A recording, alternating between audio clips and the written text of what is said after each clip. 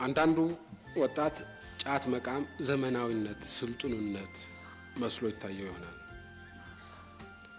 የአደንዛዥ እጽ ውስጥ መዘፈቅ ስልጡንነት ሊመስለው ይችል ይሆናል። በእኛ ትውልድ ጊዜ የመርካቶ ስልጡኖች የሚጠቀሙበት ቃል ነበራቸው። ገሪባ ፋራ ይሉ ነበር።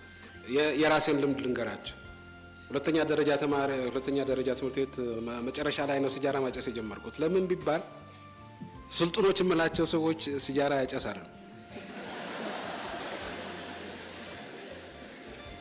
እኔም ወጉ ይድረሰኛልኩና ጀመርኩ።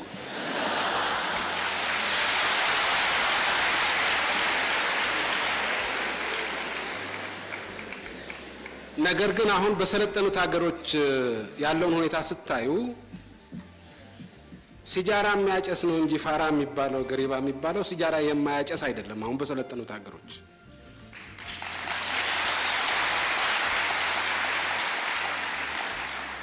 ስለዚህ ይሄን አስተሳሰብ ወላጅ ብቻ ሊዋጋው አይችልም።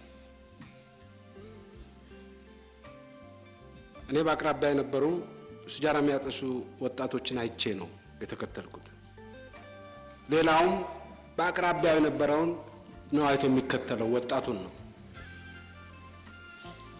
ስለዚህ እናንተ ወጣቶች ከዚህ ነፃ የሆናችሁ ወጣቶች በእውነትም ስልጡኖች እናንተ መሆናችሁ አደንዛዥ እጽ ውስጥ የተዘፈቀው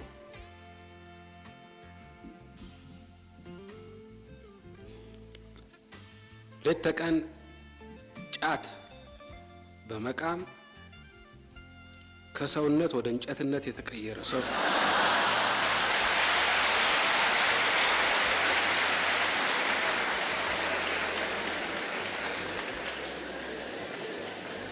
ይሄ ስልጣኔ እንዳልሆነ ማሳየት መቻል አለባቸው። አንደኛ። ሁለተኛ፣ በዚህ ችግር ውስጥ የገቡ ሰዎች ደግፋችሁ መክራችሁ ወደ ልማት መንገድ ማምራት መቻል አለባቸው።